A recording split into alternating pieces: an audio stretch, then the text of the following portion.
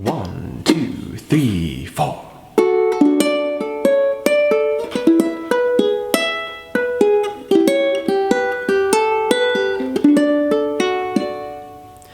Love me tender, love me sweet, never let me go.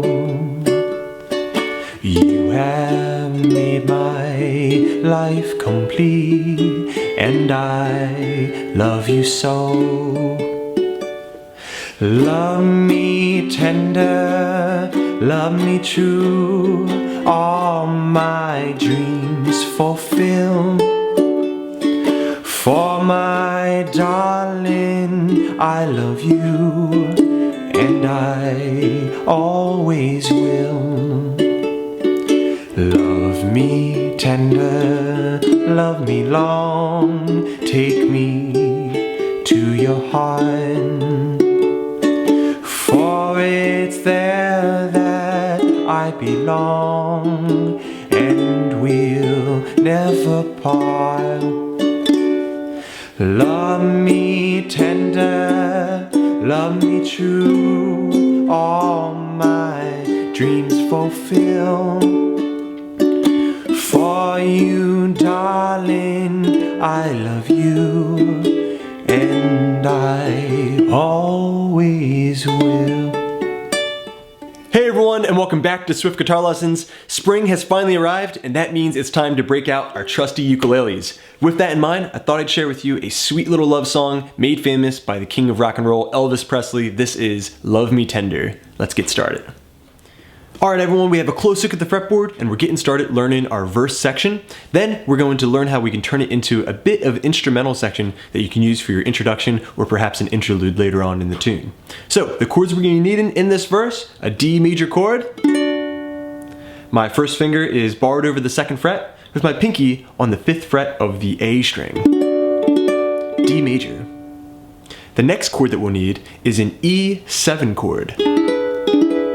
My first finger is on the 1st fret of the G string, my middle finger, 2nd fret of the C string, and my ring finger on the 2nd fret of the A string for the E7 chord. We'll also need an A7, this one's real easy, 1st finger on the 1st fret of the C string, strumming every string. And then finally, we'll go back to the D major chord, and we're going to run through that progression twice through for each of these verses. Alright, so this is how the verse is going to sound, 4 beats on each of these chords. 1, 2, 3, 4. 1, 2, 3, 4. A7, 1, 2, 3, 4. D major, 1, 2, 3, 4. Let's repeat that. 1, 2, 3, E7 chord. 1, 2, 3, 4, A7, and then back to D major chord for each of the verses. Okay, so you're practicing each of those chords individually, mastering the changes. Once you have them down, you can add in a bit of a strumming pattern. I'm just going to use 8th note strums with a little bit of a swing feel, something like this.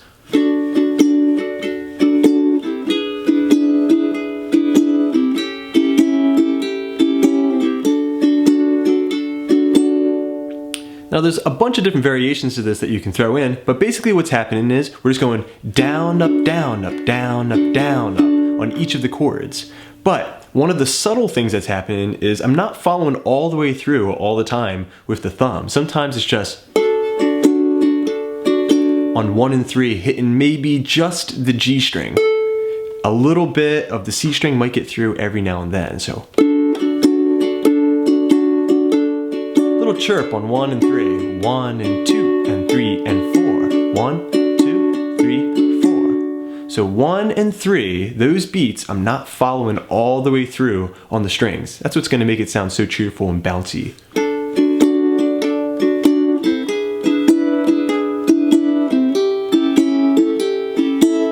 Just like that. Okay, now that you have the basic chord progression and the strumming pattern down, we can start to add in a little bit of melody throughout that verse. And this is something, again, that you can use for an introduction or an instrumental break later in the tune. It's going to sound like this.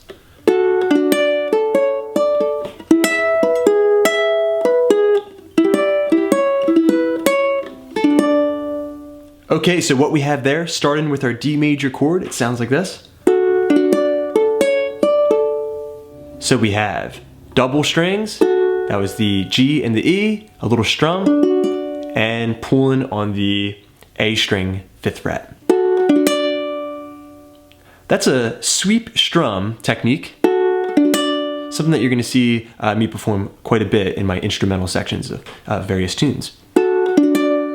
After that, we're going to go back to the G string and pluck it one time.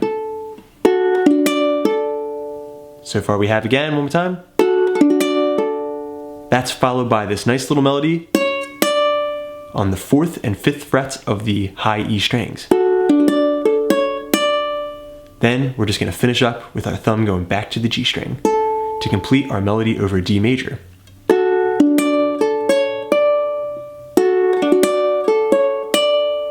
One more time real slow. Okay, moving right along in this instrumental section, we have the E7 chord, it's the next chord in our verse, but we're not going to play it down here. We're actually just going to take the D major chord and bring it up a whole step, so that way we can find that melody a little easier. So this is a garden variety E major chord. My first finger is barred over the 4th fret, and my pinky is now here on the A string 7th fret. E major. This little segment is going to sound like this. Okay, so over that E major chord, we're starting off again with one of those sweep strums. The thumb goes through, and we pull the A string with the middle finger. Then we're going to go to the G string with the thumb. The pointer finger grabs the E string. Then we're back to the A string,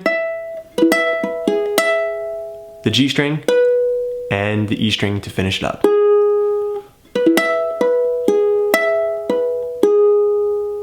Okay, next we're adding a melody to the A7 chord shape.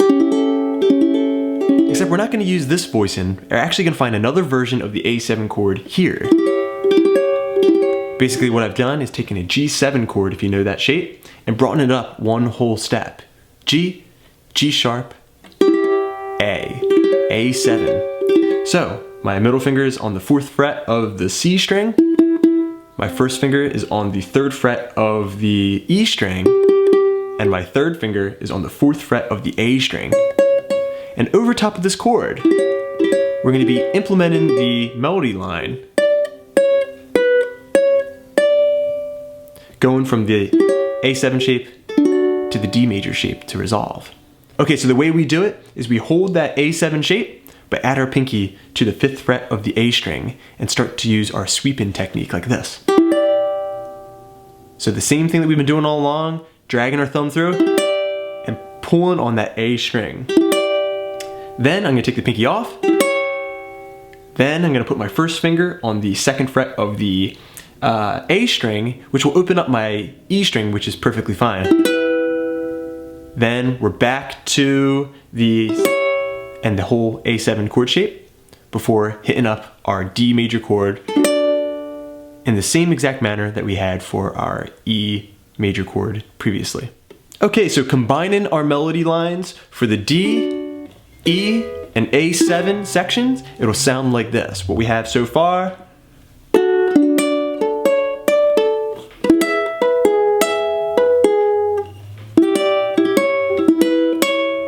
And then now we're back to the D major chord, where we can actually just implement what we had done over the E. Except I'm going to cut the pattern in half and just stop there on the A string. It'll sound like this. So I drag through, pull on that A string, back to the G string, then to the E string, and then hit the high A string once to finish it up.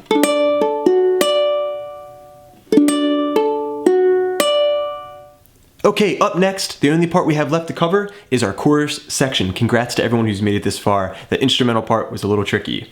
So the chords we're going to be needing for this section, in part 1, I'm actually going to cut this up into 2 parts. The D, we know that one well. The F sharp minor. This is the chord that I use in my version, though some players are going to play an F sharp 7 chord for a little bit more power. I like the F sharp minor. My middle finger is on the 2nd fret of the G string, first finger, 1st fret of the C, and my 3rd finger on the 2nd fret of the E string. If you wanted a little bit more dissonance, you could go for that F♯7. Just put your 1st finger on the 1st fret of the C, middle finger, 1st fret of the A, and the pinky here on the 3rd fret of the G string. Okay, but my version will sound like this. D, F# minor, then we're off to B minor, barring 3 strings, the C, E, and A on the 2nd fret, which actually sounds great, but we, for a little bit more color, the 3rd finger is going to go to the 4th fret of the G string. Okay, so far we have the D, the F# minor, the B minor. Then I'm going to play a D7 chord. 1st finger goes to the 2nd fret of the G string, middle finger on the 2nd fret of the E string, strumming every single string. So far we have love me tender, love me true. For the G chord next, we're going down 1 string with both of those fingers, and the 3rd finger goes in between 3rd fret of the E string. All my, turn that chord minor, dreams. All right, now my middle finger is on the 2nd fret of the C string, my 1st finger on the 1st fret of the A string.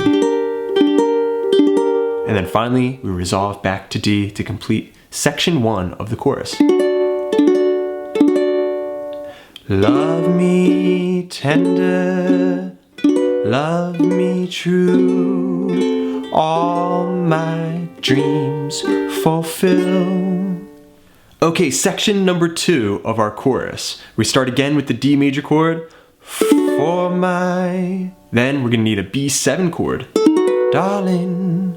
This is a bar over the 2nd fret with the middle finger on the 3rd fret of the C string. Next, we'll need the E7 chord, which we know well, followed by A7, and back to D major to close up shop. So this second section of the chorus will sound like this. For my darling, I love you. Notice how that E7 chord got held out a little longer, 4 beats. Then the A7, same thing. And I always will, followed by the D major chord for the resolve. Okay, so going back to the beginning of the chorus, the D major chord gets 2 beats. 1, 2, F# minor, 2 beats as well. The B minor, 2 beats. The D7 chord, 2 beats. Then the G, 1, 2, G minor, 2 beats, and then the D chord. Extend it for 4 beats. Back to the D chord again, just kind of in your mind, remember to break up these sections. 1, 2, 2 beats on the B7, 1, 2, then 4 beats on E7, 1, 2, 3, 4, A7, 1, 2, 3, 4, and then finally back to the D major chord. Alright everyone, thanks so much for checking out this lesson on Elvis Presley's Love Me Tender. I hope you enjoyed it. I got plenty more videos coming up, so keep checking back. Please subscribe, please share. This is Rob at Swift Guitar Lessons in Philadelphia saying happy picking.